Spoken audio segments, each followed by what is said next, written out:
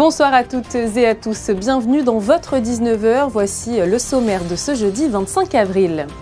Comme l'an dernier, au bout d'une intense bataille, la Roca Team s'est inclinée lors de ce fameux Game 1 à Gaston Médecin. Résumé de cette rencontre face à Fenerbahçe à suivre dans ce journal. Nous recevrons également dans quelques instants notre expert basket, Ali Traoré. Et puis nous nous intéresserons aux nombreux établissements de la Société des Bains de Mer qui vont accueillir les spectateurs des épreuves automobiles. Le but, leur faire vivre une expérience inoubliable sur le circuit. Julien Munoz, le directeur marketing de la SBM, sera notre invité. Les Ballets de Monte-Carlo présentent jusqu'au 28 avril un spectacle sur pointe, pas comme les autres. Le Grimaldi Forum accueillait hier soir la première représentation de To The Point qui a fait, vous le verrez, sensation. Comme chaque année, le musée océanographique organise diverses animations durant les vacances de printemps. On vous emmènera les découvrir à la fin de cette édition. Mais nous débutons ce journal avec la visite ce matin du Conseil régional de Provence-Alpes-Côte d'Azur en la personne de son vice-président Jean-Pierre Serrus. Lors de cette réunion au ministère d'État, les deux partenaires de proximité ont pu échanger sur des thématiques communes liées au transport et au développement de la desserte régionale de la SNCF. Je vous propose d'entendre à ce sujet Pierre Dartout, Jean-Pierre Serrus et Céline Caron. Ils sont au micro de Christine Datomel. Ce qu'on souhaite et ce que nous souhaitons en commun avec la région, c'est d'abord une amélioration, et nous avons des perspectives très favorables, une amélioration très nette de la desserte ferroviaire de Monaco par la SNCF et par les autres sociétés qui interviennent. Et nous avons enregistré déjà des progrès importants en la matière et nous allons continuer à favoriser cette amélioration. D'abord, il y a la relation entre les autorités organisatrices que nous sommes et l'opérateur qui est la SNCF. Et là, nous sommes sur la même longueur d'onde. Nous sommes très partenaires dans la façon dont nous allons encore demander à la SNCF et à ses filiales d'améliorer la situation. Ponctualité, régularité. Puis nous travaillons ensemble. Nous avons d'ailleurs pris la décision de le faire régulièrement pour améliorer à la fois la capacité de transport par le ferroviaire qui est la colonne vertébrale de nos systèmes de mobilité, ici bien aussi dans la principauté de Monaco que dans la région Provence-Alpes-Côte d'Azur dans son ensemble. Et donc c'est là aussi ensemble que nous allons partager à la fois nos projets et puis, nous l'espérons, les solutions. On ne construit rien tout seul, nos territoires sont imbriqués. Le travail collaboratif de ce matin nous a vraiment permis de savoir où la région en était, de prendre la mesure du partenaire que nous sommes et surtout de se mettre d'accord sur des points de rendez-vous tous les trimestres pour travailler en équipe. Dans les premiers mois à venir, déjà une amélioration du service. Nous l'appelons de nos voeux et nous ménageons pas nos efforts depuis les dernières séances publiques où nous avions fait état de notre situation. Donc le service va s'améliorer, nous cherchons tous les moyens et nous mettons les moyens pour que ça s'améliore immédiatement. Mais ce qui nous importe aussi, c'est de construire l'avenir et l'avenir avec les nouvelles connexions, de faire en sorte que d'expliquer aux gens ce que nous construisons et comment nos financements sont utilisés, tant pour la région que pour la principauté. Nous vous l'avions annoncé ce lundi, Roland de Rechnevsky est décédé. Il était le directeur de la compagnie des autobus de Monaco et consul honoraire du Vietnam depuis 2014. Le gouvernement princier tient à lui rendre hommage et rappelle que la principauté perd l'un de ses loyaux serviteurs. Le personnel de la CAM souhaite aussi exprimer sa gratitude à son directeur par une action sonore coordonnée de quelques secondes à l'issue de la cérémonie d'obsèques. Elle aura lieu demain, le 26 avril, à l'église Saint-Charles. Ouvrons une page de sport avec du basket. Monaco s'est fait surprendre hier soir à Gaston Médecin à l'occasion du match 1 des quarts de finale des playoffs d'Euroleague.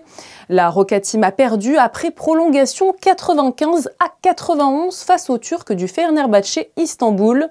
Regardez le résumé de la rencontre, il est signé Frédéric Elion et Alexandra Marangoni. Ça devient décidément une mauvaise habitude. Comme l'an dernier, la Roca Team s'est fait surprendre à domicile mercredi soir lors du match 1 des quarts de finale de play-off d'Euroleague face à Fenerbahçe. Monaco perd l'avantage du terrain à l'issue d'une rencontre que les Monégasques ont maîtrisée avant de s'écrouler. La Roca Team affiche pourtant un visage play-off dès les premières possessions. Ça défend très fort et Monaco déroule son jeu de transition. 14-4 après 5 minutes, l'écart monte même à plus 14 dans le deuxième quart-temps. Les Monégasques livrent une copie quasi parfaite en première mi-temps avec seulement 2 ballons perdus, une défense hermétique, 37 points encaissés, 46-37 à la pause. Dès le retour des vestiaires, le vent tourne, jusqu'alors maladroit longue distance, le Fener enquille les 3 points. Guduric, Ice Davis, les Turcs profitent de la panne offensive monégasque, 4 points en 6 minutes 30 pour passer devant. À 4 minutes 30 du buzzer, Monaco a 9 points d'avance, mais Tyler Dorsey, 13 points, plante 2 gros tirs longue distance consécutifs. Ice Davis sort de sa boîte dans le Money Time, un N1, et voilà le Fener à plus 4, 1 minute 30 à jouer. Blossom Game répond avec un gros tir à 3 points. Calates tremble ensuite sur la ligne des lancers francs, 81 partout, prolongation. Un extra time que les Turcs vont bien mieux négocier, un 13-5 pour démarrer, avec ce tir du facteur X du match, Nathan Sestina, 16 points à 4 sur 5 à 3 points. 95 à 91, Monaco laisse filer le match 1. I feel like we gave the game away. We kind of had a control for most of the game, and they just played more solid in the second half, and that brought for them a win. I think we were not consistent enough offensively and defensively. I think they played better in the second half. That it happens. It's I assume it's going to be a long series, so. It's not the end of the world. Last year we lost the first game in a worse way. We got destroyed here at home. We have to watch the film, do adjustments, and be ready for the next one. Dos au mur, la Roca Team doit impérativement remporter le match de vendredi soir pour se relancer dans la série. Et pour analyser un peu plus en détail cette rencontre, accueillons notre expert basket sur Monaco Info, Ali Traoré. Il est interrogé par Frédéric Elion. Bonsoir Ali Traoré. Bonsoir. Ali, comme l'an dernier, Monaco a laissé filer le match 1 à domicile avec cette défaite 95 à 91 après prolongation face à Fenerbahçe. Évidemment, ce n'est pas la meilleure façon de démarrer la série. Comment est-ce que vous analysez cette défaite ? Il y a beaucoup de déceptions sur cette défaite parce que clairement, le match était dans les mains monégasques. Jusqu'à encore 4 minutes et des poussières, la Roca Team était à plus 9. Donc on pouvait se dire que le match serait géré de façon sereine pour finir le match, mais malheureusement il y a des décisions qui m'auraient laissé assez circonspect, des arrières qui sont partis sur des tirs un peu folklore, et après c'est l'Euroleague, c'est Fenerbahçe, ça n'a pas pardonné, chaque erreur se paye cash, on le sait en Euroleague, et pour le coup là les erreurs ont été payées très très cash. Cette défaite signifie que Monaco perd l'avantage du terrain, ça veut dire que la victoire, elle est impérative vendredi soir pour rester en vie ? Oui, alors là, clairement, ce vendredi, c'est victoire obligatoire, parce que sinon, honnêtement, je vois pas comment Monaco pourrait gagner 2 matchs à Fenerbahçe, ça me paraît absolument impossible. Donc, il faut rééquilibrer le bilan là avec un partout dès vendredi. Et après, on peut clairement se dire, à l'image de la saison dernière à Tel Aviv, que Monaco peut partir avec une victoire à Istanbul. En tout cas, pour l'instant, Fenerbahçe, eux, ils sont dans leur objectif.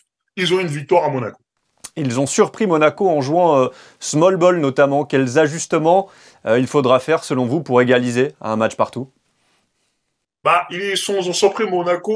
Je suis surpris que Monaco soit surpris, parce qu'à partir du moment où Jonathan Motley n'était pas présent, on sait que derrière, Papagiannis n'a pas du tout Papagiannis n'a pas du tout la confiance du coach.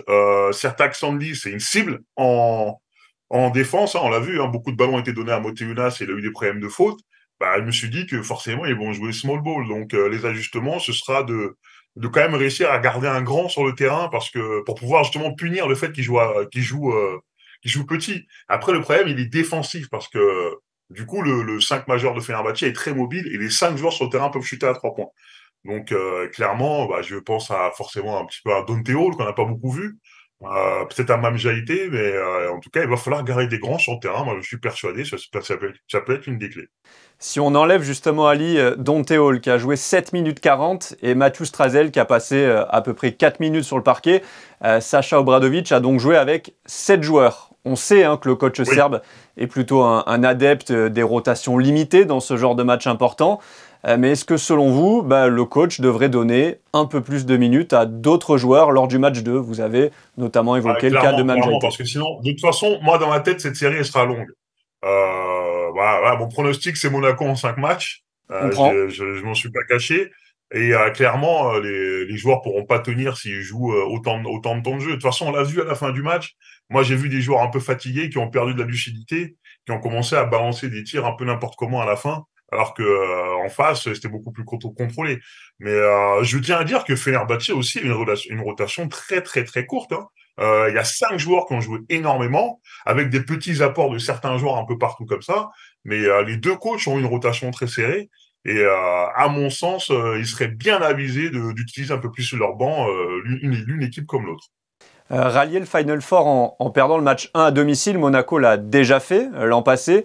Vous pensez que Monaco a toutes les armes pour rééditer l'exploit cette année et donc aller gagner un match à Fenerbahçe, qui, on le rappelle, est la meilleure équipe d'Euroleague à domicile? Bien sûr. C'était le cas aussi, elles ont gagné avec le Maccabi Tel Aviv, qui avait perdu de mémoire que 2 matchs. Mais ça passe par une victoire demain, en fait.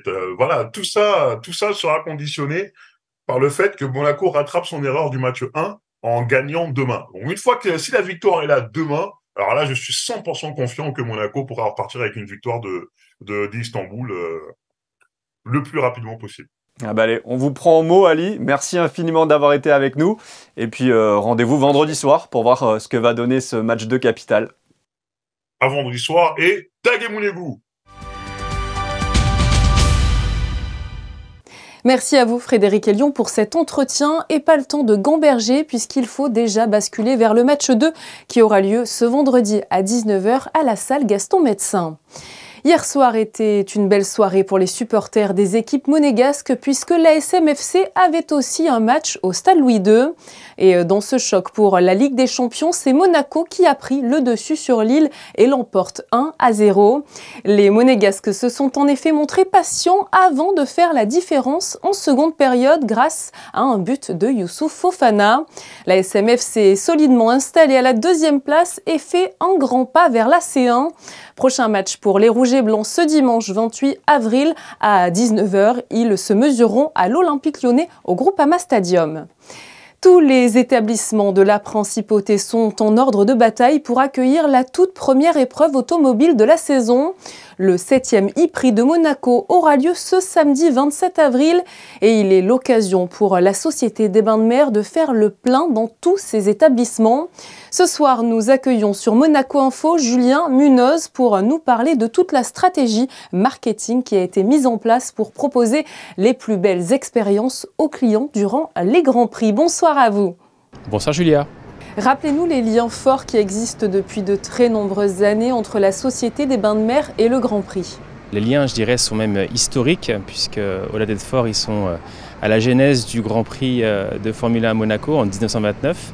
La SBM était l'un des membres fondateurs, on va dire, et financier des grands travaux qui ont eu lieu à l'époque pour réaliser ce Grand Prix, et un apport logistique aussi remarquable. 90 ans plus tard, on est toujours un grand partenaire évidemment de l'Automobile Club de Monaco et fier également d'être dans le panorama de ce Grand Prix historique.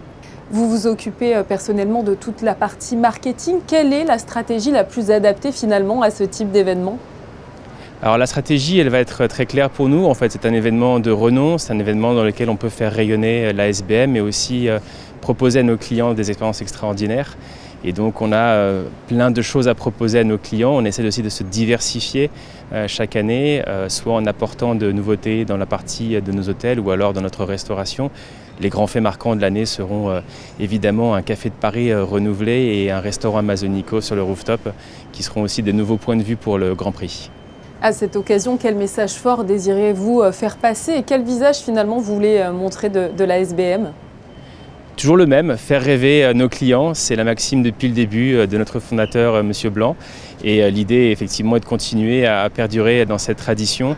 On a encore une fois de magnifiques produits à proposer à nos clients, des hôtels qui sont fraîchement rénovés sur la place du Casino. J'en profite aussi pour préciser que l'hôtel de Paris a été récemment récompensé de 3 clés au guide Michelin. Donc c'est une toute nouvelle nomination. C'est le seul hôtel monégasque. Il y en a aussi 24 seulement en France qui ont eu droit à cette récompense. Donc on est très fiers de ça. Et puis effectivement, toute notre proposition à la fois de restauration sur nos terrasses, qu'elles soient sur l'hôtel Hermitage avec le pavillon, les terrasses du Midi, mais aussi évidemment sur l'hôtel de Paris avec nos différentes terrasses de la Salle Empire, du Louis XV et également de M. Chérif.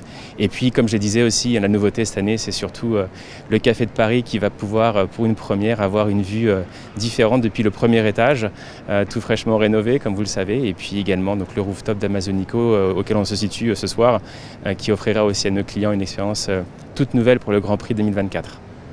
La première épreuve automobile va débuter ce samedi 27 avril avec le e-Prix de Monaco. Comment se met-on en ordre de marche avant de telles échéances sportives? Je suppose que tout est préparé bien en amont. Oui, nous, le Grand Prix, c'est quelque chose qui nous occupe toute l'année, en fait. Et le e-Prix est une opportunité aussi de mettre à disposition d'une toute nouvelle compétition qui a 7 ans maintenant, un savoir-faire de plus de 90 ans. Et en effet, c'est une bonne mise en marche pour être prêt également pour la grosse activité du Grand Prix F1 qui aura lieu fin mai. On a parlé un petit peu de l'offre de restauration. Quelles sont les offres de la Société des Bains de Mer en termes d'hébergement pour les différentes courses ? Alors là, tous nos hôtels sont mis à contribution évidemment sur les 3 courses. Le GPF1 étant évidemment le point ultime en termes d'occupation. Donc nos hôtels sont mis à contribution et vont faire 100% de taux d'occupation, notamment sur le GPF1. Et pour ça, on s'organise aussi à faire en sorte que, indépendamment du volume de clientèle qu'on va recevoir, on garantit toujours un niveau de service qui est évidemment dans l'excellence. Et donc pour mesurer et contrôler nos flux aussi, on va imposer quelques standards de séjour qui vont être des nuitées minimum, donc 4 jours, 4 nuits sur le Grand Prix F1, 3 nuits sur le Grand Prix historique cette année et 2 nuits sur le e-Prix. Vous proposez également des expériences inédites et exclusives à vos clients pour qu'ils puissent profiter au maximum de ces événements sportifs hors du commun. Avez-vous quelques exemples à nous donner ? Oui, le casino aujourd'hui est l'endroit dans lequel nos grands clients casinos vont avoir l'opportunité de vivre une expérience encore plus exclusive avec la mise à disposition de lieux qui ne sont pas normalement exploités le restant de l'année, comme la terrasse du Président avec une vue fantastique sur la montée d'Ostende et puis également donc, les jardins du Bouddha-Bar dans lesquels on va organiser un pique-nique pour nos grands joueurs également. On monte également une tribune dans le virage du Fairmont et puis toute une série de conciergeries et de produits permettant effectivement à nos grands joueurs de circuler sur l'ensemble du territoire et du resort pour profiter de différentes prises de vue sur le Grand Prix. Comme chaque année, on attend évidemment beaucoup de monde pour ces épreuves automobiles. Beaucoup de réservations ont, je suppose, déjà été faites. Quelle clientèle avez-vous ciblée et avez-vous déjà une tendance en termes de fréquentation ?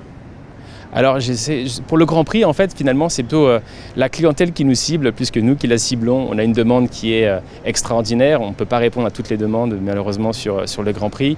Mais aujourd'hui, la clientèle qui est la plus présente sur le site lors du Grand Prix, ce sera la clientèle américaine et britannique en priorité. Et effectivement, ce sont des clients qui reviennent chaque année. Ce sont des vrais passionnés du sport automobile. Et c'est un endroit et un moment de l'année aussi pour voir et également être vu. Merci à vous, Julien Munoz, d'avoir été présent sur Monaco Info et bonne chance pour le rush qui arrive avec les différentes épreuves automobiles. Merci beaucoup, merci à vous, bonne soirée. Pendant cette période de vacances, les ballets de Monte-Carlo proposent un spectacle inédit qui s'intitule To the Points, une soirée qui mêle esthétique et haute technicité. 3 pièces, 3 chorégraphes pour mettre en lumière tout le potentiel des danseurs. Notre journaliste José Sacré faisait partie des heureux spectateurs. Reportage.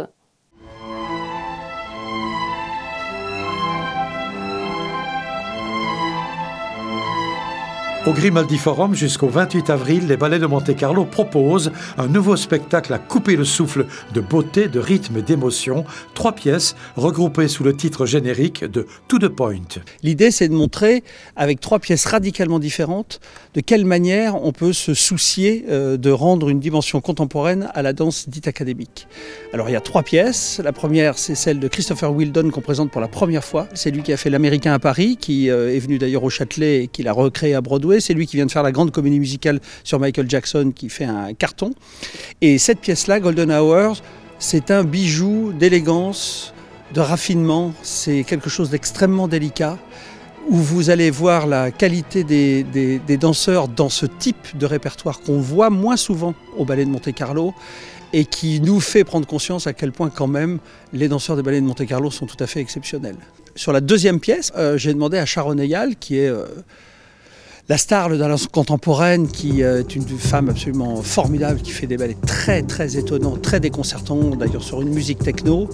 Et je lui avais demandé à l'origine de les mettre sur pointe. Alors, elle n'a pas réussi à les mettre sur pointe, mais ils sont 30 minutes sur demi-pointe, ce qui est l'équivalent de la pointe pour un danseur, dans une forme contemporaine qu'elle a complètement adaptée aux danseurs des Ballets de Monte-Carlo. Et la rupture entre la pièce de Wheeldon et la pièce de Sharon est sidérante et il est difficile d'imaginer que ce sont les mêmes danseurs qui font ces 2 pièces qui ont pour particularité d'être quand même énormément sur la pointe ou la demi-pointe.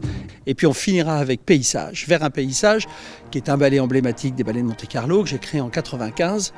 Mais là, il y a un événement particulier ce soir, c'est que c'est la première fois en 30 ans que je le fais avec l'orchestre. Gareth Kist, qui est à la baguette, a fait un travail formidable avec les musiciens et je dois dire que ça donne à Paysage une puissance qu'on a rarement eue, et Paysage étant un peu la synthèse, pour moi, du travail de Sharon et du travail de Wheeldon, c'est-à-dire quelque chose qui lie évidemment en une certaine partie la forme classique, la forme académique, comme on a chez Wheeldon, mais par ailleurs, cette puissance qu'il y a particulière à la danse contemporaine, ancrée dans le sol, et la synthèse finalement se fait avec Paysage. Donc. Un spectacle à retrouver jusqu'à ce 28 avril à la Salle des Princes du Grimaldi Forum. Vendredi et samedi, les représentations se tiendront à 19h30, mais celle du dimanche, la dernière, débutera, elle, à 15h. Pendant les vacances scolaires, nous essayons toujours sur Monaco Info de vous proposer des idées de sortie pour vous et pour vos enfants. Aujourd'hui, nous prenons la direction du musée océanographique où plusieurs animations plongent les visiteurs dans le monde marin. Christine Datomel et Julien Logier sont allés pour vous les découvrir. Jusqu'au 6 mai, le musée océanographique vous embarque pour une aventure polaire et méditerranéenne, 2 mondes qui seront explorés grâce à des animations qui plongeront les visiteurs au cœur de l'océan et de ses merveilles, comme l'animation immersive qui connaît un fort succès. Là, c'est des masques de réalité virtuelle et vous êtes en fait la caméra dans des documentaires animaliers du musée océanographique.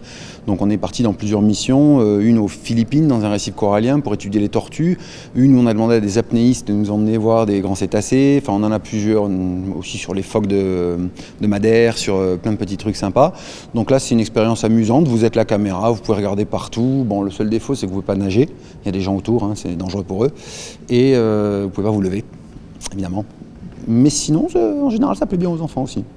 Et si ça plaît bien aux enfants, les stages de 4 ou 5 jours qui leur sont dédiés durant ces vacances scolaires les séduiront quant à eux totalement, tout comme le plongeon au cœur de l'Arctique et de l'Antarctique qui leur est proposé à eux, mais aussi aux adultes, avec la grande exposition Mission Polaire qui a déjà rassemblé plus de 1 million de visiteurs sensibilisés à la fragilité des pôles.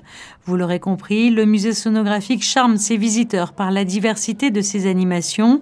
L'Escape Game qui permet de monter à bord du Princesse Alice II, le célèbre bateau laboratoire du prince Albert Ier, continue de séduire les amateurs d'énigmes, tout comme l'activité phare du musée qui propose d'approcher les animaux du bord de notre belle Méditerranée, des rencontres qui marquent les petits mais aussi les plus grands. Son vrai nom, l'holothurie, c'est un détritivore très efficace. Il colle sa bouche sur le fond et en fait il aspire le sable.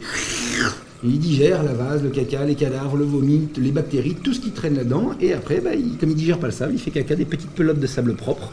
Donc on en voit toujours partout. Là, si tu cherches, il y en a partout, en fait, c'est eux qui les font. Très vite, elles se désagrègent, ça refait une couche de sable. C'est eux qui maintiennent le sable hors vase dans la mer. Et donc, vous en verrez dans tous nos aquariums. Alors, qu'est-ce qui vous a plu dans cette animation ? Alors c'est le contact direct avec des choses que d'habitude on voit que dans des bassins, dans les aquariums. Là, le fait de pouvoir les approcher, les toucher, avoir les explications d'un soigneur qui sait de quoi il parle, c'est quand même beaucoup plus interactif et puis c'est ludique. Donc c'était vraiment très très intéressant. Et toi, qu'est-ce que tu as préféré ? Le concombre de mer. Alors pourquoi ? Parce que quand on le prenait sur la main, on sentait ses ventouses. Et quand on touchait, c'était une matière qu'on ne connaissait pas forcément à toucher. Et toi ? Moi j'ai bien aimé la tomate, la tomate parce que c'est on dirait un petit peu un flan au toucher, c'est vraiment tout doux et ouais, c'était bien. Et vous avez appris de nouvelles choses, monsieur ? Oui, absolument. On a appris plein de choses différentes, c'est des choses qu'on ne connaît pas, qu'on ne fait pas tous les jours et qu'on ne voit pas tous les jours. Donc c'est vrai que c'est intéressant de le faire, c'est vraiment très sympa. Et puis avant de quitter le musée, pensez surtout à monter sur la terrasse pour partir à la rencontre des géants de glace, une exposition temporaire de Michel Bassompierre qui met en lumière les espèces des pôles. Ours polaires et manchots empereurs vous accueilleront jusqu'au 6 octobre. Faisons le point sur vos prévisions météo de ce vendredi 26 avril avec malheureusement le retour de la pluie. Bonsoir à vous, Christinda. Bonsoir Julia, bonsoir à tous. Effectivement, vendredi, le temps sera couvert le matin et des averses sont à prévoir l'après-midi. Le climat sera frais, des températures comprises entre 10 et 14 degrés.